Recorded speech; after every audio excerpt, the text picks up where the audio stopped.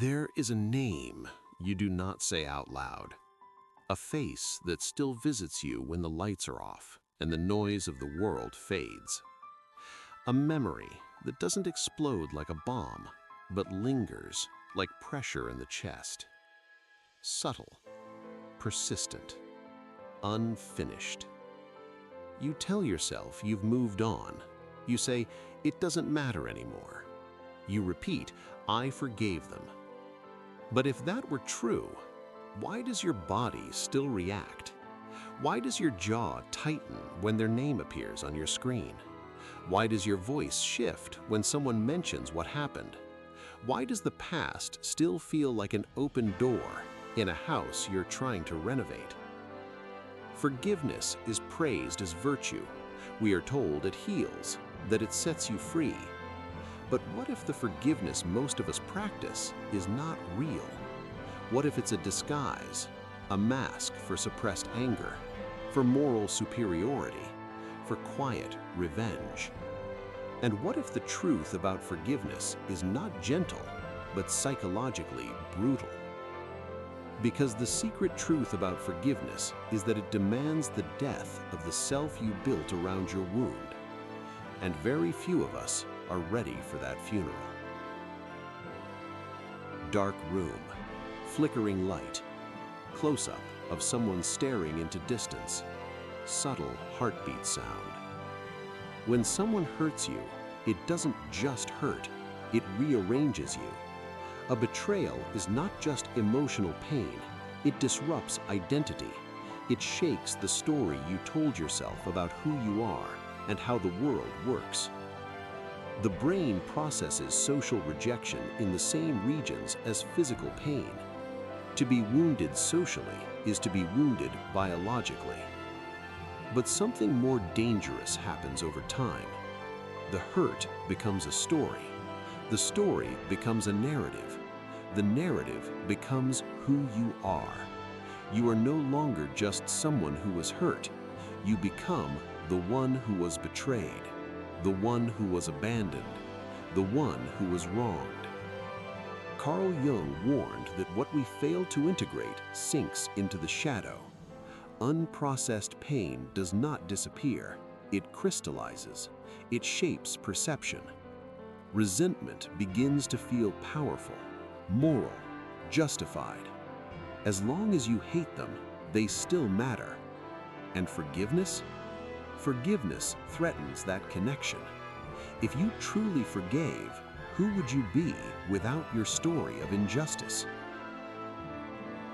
Flashbacks, journal pages turning, silhouetted figure walking alone.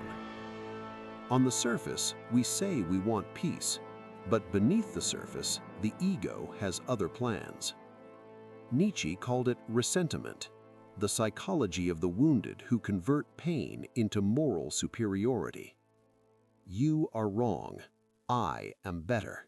You should suffer. There is pleasure in righteous anger, a subtle intoxication in being the better person. But beneath it lies fear.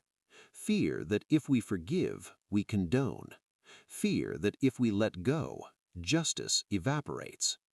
The ego whispers, they don't deserve it. And perhaps they don't. But holding on to anger does not punish the offender. It imprisons the self. So ask yourself, is your refusal to forgive about justice or pride? Mirror reflection shot, dark courtroom imagery, subtle echo effect. We are raised to believe that fairness matters, that wrong actions must have consequences.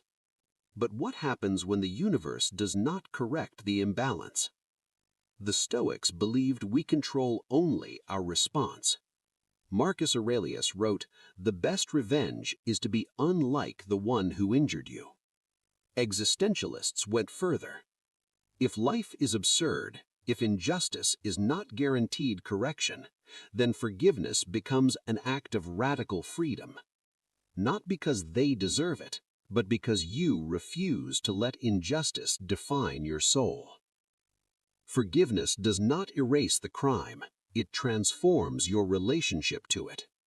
Ancient statue imagery, slow sunrise after darkness. At the heart of unforgiveness lies grief, grief for what should have been, the apology never received, the love never given, the past that cannot be rewritten. Forgiveness demands something terrifying: acceptance. Not approval, not agreement, acceptance. And acceptance feels like surrender. The unconscious mind fears vulnerability. It clings to vigilance, to control. But beneath anger, there is sorrow, and beneath sorrow, there is truth. What are you truly grieving? Unforgiveness does not stay contained. It leaks. It reshapes how you trust, how you love, how you interpret silence. You begin to distrust without evidence, withdraw before intimacy forms. The past becomes prophecy. Your protection strategy quietly becomes your prison. How many opportunities have you lost because of unresolved anger? Awakening begins with exhaustion. You notice how tired you are, how repetitive the story feels. Resentment begins to feel less like strength and more like self-harm.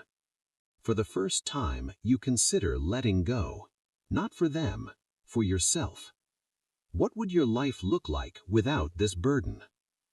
Tone becomes reflective, hopeful, but subtle. Gentle lift in energy. Forgiveness is not reconciliation. It is not forgetting. It is not approval. You can forgive and still walk away. Forgiveness does not erase history. It releases its emotional tyranny. You are not reopening the door. You are reclaiming your inner world. True forgiveness dissolves the identity built around pain. You no longer introduce yourself through your wounds. Existential freedom emerges. You choose who you become.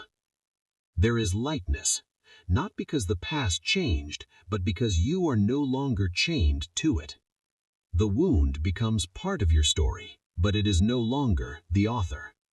Who could you become if pain was no longer your compass? Forgiveness is not softness. It is rebellion against the instinct to remain wounded. Nietzsche warned us about becoming what we hate. Jung warned us about what we refuse to confront. The Stoics reminded us that our power lies within. The secret truth about forgiveness is this: it was never about them. It was about you. About whether you are willing to release the identity forged in pain. Forgiveness does not change the past. It transforms the architect of your future. And perhaps the greatest act of strength is not holding on, but finally, quietly, choosing freedom over fury and letting go.